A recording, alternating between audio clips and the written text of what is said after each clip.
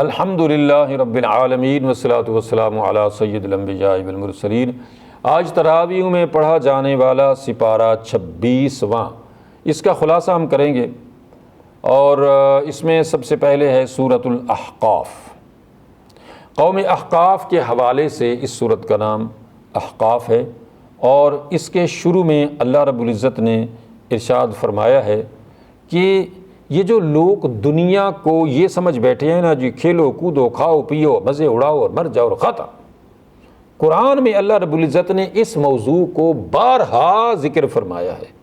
تاکہ لوگ یہ نہ سمجھیں کہ جی اپنی مرضی کی زندگی گزار کے اور عیش و تنعم کی زندگی گزار کے تو بس یعنی ختم۔ تو ایسا نہیں ہے، مطلب اس لیے ہم نے دنیا نہیں بنائی کہ تم دنیا میں آؤ جناب، یہاں پہ عیش و عشرت کی زندگی گزارو اور کھیل کود تماشے اور اپنی منمانی کرو، اور بس ایسا نہیں ہے۔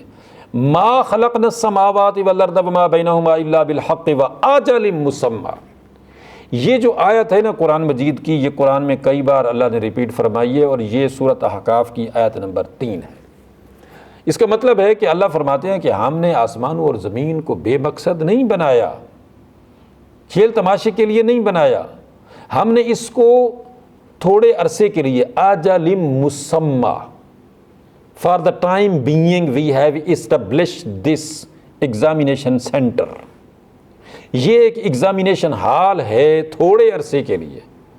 تھوڑے عرصے سے مراد ایسا عرصہ کہ اچانک اس کو ہم ختم کر دیں گے، اچانک۔ سائنس آج کہتی ہے کہ یہ دنیا ایک بیلون کی طرح سے اچانک پھٹے گی اور یہ سارا کا سارا ختم ہو جائے گا۔ چنانچہ سائنسی مشاہدات سے یہ بات سامنے آئی ہے کہ سمندروں کی گہرائیوں میں، اس کی تہوں میں اتنی پاورفل گیسز ہیں، لاوے ہیں، کہ ایک وقت آئے گا کہ وہ لاوا ابلے گا، وہ گیسز نکلیں گی اور یہ سمندروں کا پانی اسٹیم بن کے، بھاپ بن کے اڑ جائے گا۔ اور یہ قرآن میں ایک نہیں کئی جگہ اللہ نے اسی موضوع کو بیان فرمایا کہ جب یہ سمندروں کا پانی بھاپ بن کے اڑ جائے گا، یہ جو پہاڑ ہیں یہ روئی کے گالوں کی طرح سے اڑتے ہوئے نظر آئیں گے۔ مطلب یہ ہے کہ اچانک دھماکہ ہوگا، ایک بہت بڑا دھماکہ، کہ یہ سارے جو زمین ہے، سمندر ہیں، پہاڑ ہیں، کھیت ہیں، کھلیان ہیں، بلڈنگیں ہیں، جو بھی کچھ ہے، یہ ایسے اڑ جائے گا جیسے ایک دھماکہ ہم دیکھتے ہیں کہ ہوتا ہے اور اس سے ہر چیز جو ہے وہ اڑ جاتی ہے۔ اس طرح سے ایک بہت بڑے پیمانے پر دھماکہ ہونے والا ہے۔ قرآن میں بھی اس کا ذکر ہے، اور سائنس بھی اس کو یعنی مشاہدات کے ذریعے سے یہ بات مان چکے ہیں سائنسی یعنی سائنسدان کہ ایسا ہی ہونے والا ہے اور اچانک۔ اور یہ جو لفظ ہے نا اجل مسمى، کہ یعنی یہ فار دا ٹائم بینگ ہے، یہ تھوڑے عرصے کے لیے ہے، اچانک یہ بھی نہیں ہے کہ جی 10 سال بعد ہو جائے گا، 20 سال، 50 سال، 100 سال، 1000 سال، یہ اچانک ہونا ہے۔ جیسے ایک بیلون جو ہے آپ اس کو دیکھتے ہیں تو آپ یہ کہنے پر مجبور ہو جاتے ہیں کہ یہ بیلون پھٹ جائے گا۔ کب پھٹے گا یہ نہیں بتا سکتے، ابھی پھٹے گا، پھٹ سکتا ہے، گھنٹے بعد پھٹے گا یہ بھی ہو سکتا ہے، کل پھٹے گا یہ بھی ہو سکتا ہے، 10 دن تک نہ پھٹے، لیکن یہ آپ ماننے پر مجبور ہیں کہ یہ پھٹے گا۔ اسی طرح سے یہ دنیا جو ہے، اس کو قرآن نے بھی اللہ نے یعنی فرمایا، اور سائنسی مشاہدات سے بھی یہ بات آیا ثبوت کو پہنچ چکی ہے کہ بیلون کی طرح سے یہ بھی اچانک پھٹے گی۔ اب یہ نہیں بتایا جا سکتا ہے کہ کب پھٹے گی، بٹ یہ پھٹ جائے گی، اور اس طرح سے یہ سارا کچھ تباہ و برباد ہو جائے گا۔ اور اللہ بھی یہی فرماتے ہیں کہ ایک نیا سیٹ اپ ہوگا، نہ یہ زمین ہوگی نہ یہ آسمان ہوگا، یہ کوئی سیٹ اپ، یہ اس میں سے کچھ بھی نہیں ہوگا، نیا سیٹ اپ ہوگا۔ اور اس سیٹ اپ میں صرف 2 جگہ ہوں گی، جنت اور جہنم، اور ان 2 میں سے کسی ایک میں لوگوں نے جانا ہے اپنے اپنے اعمال کے مطابق، کوئی جنت میں تو کوئی جہنم میں، اپنے اعمال اور عقائد کے مطابق۔ تو اللہ نے فرمایا والذین کفروا عما انذروا معرضون، کہ جو یہ کافر ہیں نا، یہ ان کو اس قرآن کے ذریعے سے ڈرایا جا رہا ہے کہ ڈرو اللہ کے قہر سے۔ یعنی اب اگر تم زمین میں چل پھر کر بھی دیکھو، اگر مشاہدات بھی کرو، تو تمہیں یہ پتہ چلے گا کہ ہم نے یہ دنیا اس لیے نہیں بنائی ہے کہ تم ادھر آؤ کھاؤ پیو عیش اڑاؤ اور چلے جاؤ، اس لیے نہیں ہے۔ یہ دنیا ہے ایک ایگزامینیشن سینٹر، یہاں ہر ایک بندہ آتا ہے، اپنے اعمال عقائد جو بھی بجا لاتا ہے، اور اس کے بعد پھر اس کو ہم موت دے دیتے ہیں۔ وہ اپنی مرضی سے یہاں نہیں رہ سکتا ہے کہ وہ کہے جی میں نے مرنا ہی نہیں ہے، تو ایسا نہیں ہے۔ اس کو تو تھوڑا سا ٹائم دیا گیا ہے کہ یہاں اچھا کرنا ہے تو اچھا کر لو، برا کرنا ہے تو برا کر لو۔ تمہیں یہاں پہ کوئی روک ٹوک نہیں ہوگی، زبردستی مطلب تمہارے اوپر نہیں ہوگی کہ نہیں تم نے مسلمان ہونا ہے، نہیں تم نے اچھا بننا ہے، نہیں تم کیا کرنا چاہتے ہو کرو، اب جو کرو گے نا اس کے مطابق پھر اس کو بھرو گے۔ اور پھر جنوں کا اسلام لانا اس صورت کے اندر بھی ذکر کیا گیا ہے کہ کس طریقے سے جن جو ہیں نبی کریم صلی اللہ علیہ وسلم کی بارگاہ میں حاضر ہوئے، انہوں نے قرآن سنا اور پھر اپنی قوم کے پاس گئے اور انہوں نے قرآن سنایا اور اس طرح سے بتایا کہ اللہ کے آخری نبی آئے ہیں اور ان کے پاس یہ کتاب آئی ہے۔ تو اس طرح سے جن بھی ہماری طرح سے انسانوں کی طرح سے مکلف ہیں جیسے ہم مکلف ہیں۔ اور پھر اللہ تعالیٰ نے قوم احقاف کا جو واقعہ یہاں پہ بیان فرمایا ہے کہ اللہ نے جب ان کو اپنے نبی کے ذریعے سے وارننگ دی، سارا ڈرایا، سب کچھ کیا، لیکن وہ نہیں ڈرے۔ ان پر جب عذاب آیا نا وہ بادلوں کی شکل میں آیا، اور جب وہ بادلوں کی شکل میں آیا تو وہ یہ کہنے لگے کہ ھذا عارض ممطرنا، یہ جو بادل آئے ہیں نا یہ برسیں گے ہم پر۔ لیکن اللہ نے فرمایا نہیں، بل ہوا مستعجلتم بہ، یہ وہ عذاب ہے جس کی تم جلدی کر رہے تھے کہ لے آؤ لے آؤ عذاب۔ کون سا عذاب؟ کوئی عذاب نہیں ہے۔ ریح فیہا عذاب علیم، ایسی تند اور تیز ہوا تھی جس میں دردناک عذاب تھا۔ تدمر کل شیء بامر ربہا فاصبحوا لا یری الا مساکن، تو اس ہوا نے ان سب کو اڑا کے رکھ دیا اور ان کے مکانوں کے سوا کوئی بھی چیز نظر نہیں آ رہی تھی۔ کذالک نجزی القوم المجرمین، اس طرح سے ہم مجرم قوم کے ساتھ سلوک کرتے ہیں۔ تو اس کے بعد اللہ رب العزت نے سورۃ محمد شروع ہوتی ہے اور اس میں یعنی جہاد کے احکامات بیان کیے گئے ہیں، اور اس میں جہاں پہ بھی کسی صورت میں بھی جہاد کا جب تذکرہ آتا ہے تو وہاں منافقین کا تذکرہ ضرور آتا ہے۔ چنانچہ سورۃ توبہ کو پڑھ لیں، سورۃ جو ہے وہ احزاب کو پڑھ لیں، اور سورۃ محمد کو پڑھ لیں، سورۃ منافقین کو پڑھ لیں، اور اس طرح بہت ساری جگہوں پہ بھی وہاں پہ جہاں تذکرہ زیادہ تر جہاد کا ہے وہاں منافقین کا تذکرہ اس لیے ہے کہ منافق ہی ہمیشہ جہاد کو برا سمجھتا ہے، کیونکہ وہاں جان دینی پڑتی ہے، مال دینا پڑتا ہے۔ تو منافق تو اس لیے مسلمان ہوتا ہے کہ اس کو تو مال چاہیے، اس کو تو فائدہ چاہیے۔ چنانچہ مسلمانوں کو جتنا نقصان منافقوں نے پہنچایا ہے اتنا کافروں نے نہیں پہنچایا، کیونکہ منافق جو ہے مسلمانوں کے اندر گھس کے بڑے بڑے عہدے حاصل کر کے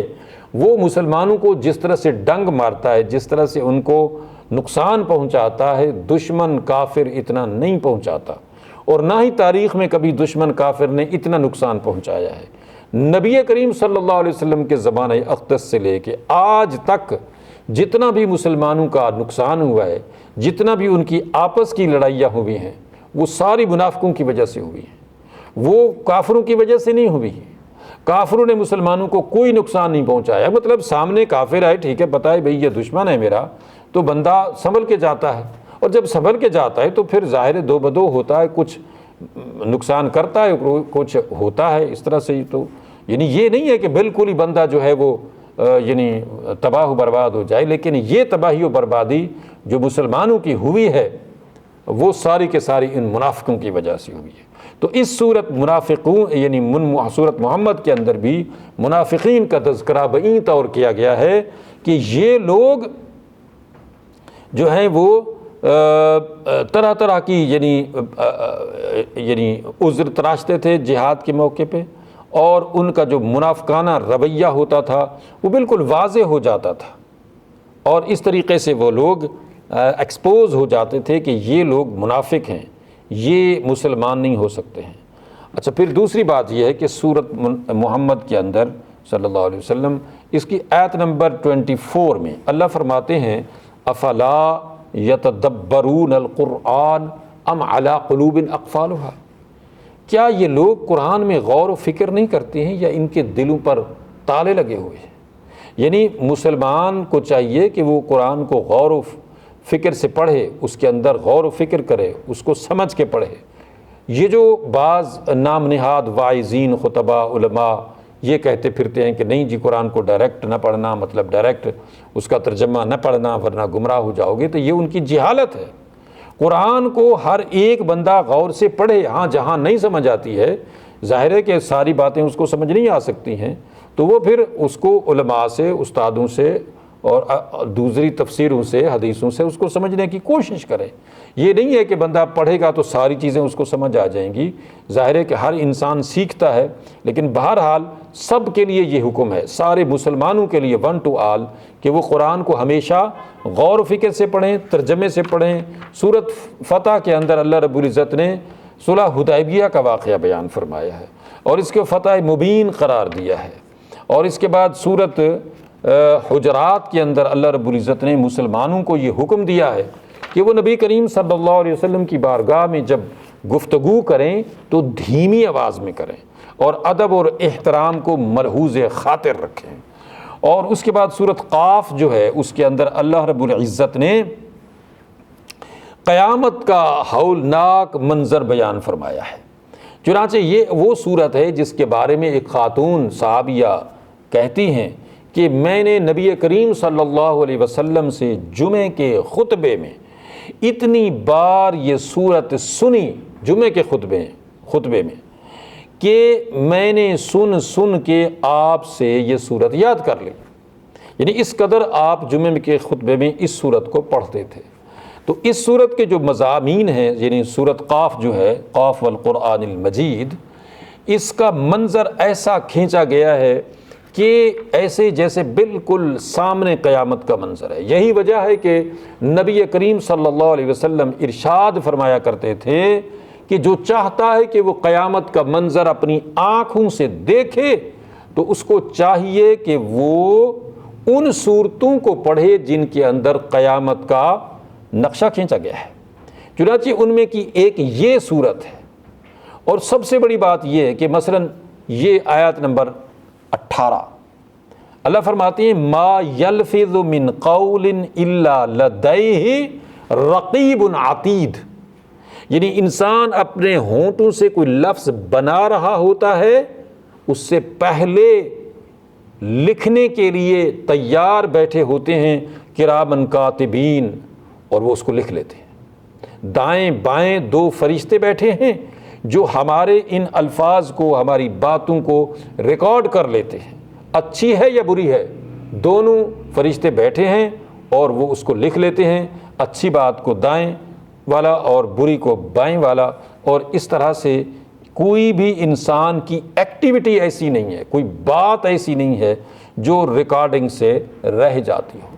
آج ہم دنیا میں دیکھتے ہیں نا کہ جگہ جگہ لکھا ہوتا ہے کہ کیمرے کی آنکھ آپ کو دیکھ رہی ہے۔ روڈ پر چلتے ہوئے انسان کیمرے کے سامنے کوئی ایسی چیز نہیں کرتا ہے کہ جس سے اس کی کوئی غلطی پکڑی جائے اور اس کو جرمانہ ہو جائے۔ تو اللہ کے یہ کیمرے لگے ہوئے ہیں، اللہ خود بھی فرماتے ہیں وَهُوَ مَعَكُمْ أَيْنَمَا كُنْتُمْ، کہ تم کہیں بھی ہو اللہ تمہارے ساتھ ہے۔ اور پھر سب سے بڑی بات یہ کہ یہ کیمرے ہی نہیں، یہ تو ریکارڈنگ کرنے والے کرامن کاتبین ہر وقت ہماری ہر بات کو، ہماری ہر حرکت کو جو ہے وہ نوٹ کر رہے ہیں، ریکارڈ کر رہے ہیں۔ اللہ نے آگے فرمایا کہ اللہ کے جو نیک بندے ہیں نا، وہ راتوں کو اٹھ کے اللہ کو یاد کرتے ہیں۔ وَبِالْأَسْحَارِ هُمْ يَسْتَغْفِرُونَ، یعنی اللہ کے نیک بندوں کی نشانی یہ ہے کہ وہ تہجد گزار ہوتے ہیں، کیونکہ تہجد کی نماز ایسی ہے جس میں دکھاوا نہیں ہو سکتا، ریاکاری نہیں ہو سکتی ہے۔ یہی وجہ ہے کہ نبی کریم صلی اللہ علیہ وسلم نے ارشاد فرمایا کہ منافقین کے اوپر دو نمازیں بہت بھاری ہیں۔ کون کون سی؟ فجر کی نماز اور عشاء کی نماز۔ کیوں کہ ان میں اندھیرا ہوتا ہے تو وہ نہیں آتے ہیں۔ فرمایا کہ اگر ان کو پتہ ہوتا نا کہ ان کا فائدہ کیا ہے ان نمازوں میں آنے کا، تو اگر گھسیٹ کے بھی ان کو آنا پڑتا نا، اپنے آپ کو گھسیٹ کے کہ چل نہ سکتے، تو ضرور آتے۔ اللہ تعالیٰ سمجھنے عمل کرنے کی توفیق عطا فرمائے۔ وآخر دعوانا ان الحمد للہ رب العالمین۔